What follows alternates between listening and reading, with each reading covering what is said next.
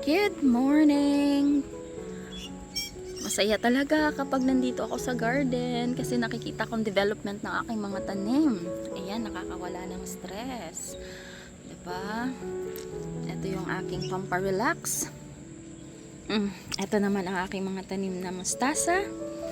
Actually, pwede na siyang i-harvest. Ito po, oh. Yan. Ito naman yung aking mustasa. Tapos doon ay merong radish. Noong nakaraan, nag-harvest na ako ng pechay. Ayan.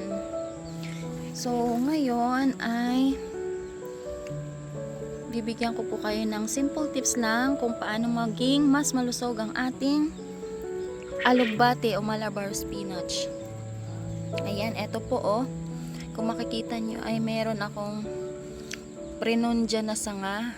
Ganon din dito sa kabila. Ayun oh. Prinon ko po yan. Yan. Top pruning. So ngayon, eto na siya.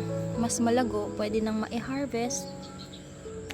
Diba? Mas maganda kapag talagang napuprune ang ating mga halaman. Kagaya na itong Malabar spinach.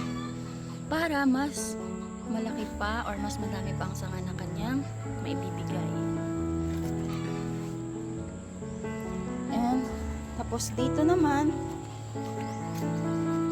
meron po akong bell pepper. Yan. And dito may radish. Nakaka-transplant pa lang yan ang nakaraan. At ito ang pinakamalusog ko na pechay na tanim. Uy, bakit ito meron na? Ito ang aking radish. Marami-rami na rin yan. Ito, mayroon din po akong kangkong dyan. Ito ang aking okra. Yan, marami ng bunga din, oh. Ayan. Nakakatuwa talagang tingnan. Okay, thank you guys. Bye-bye and God bless.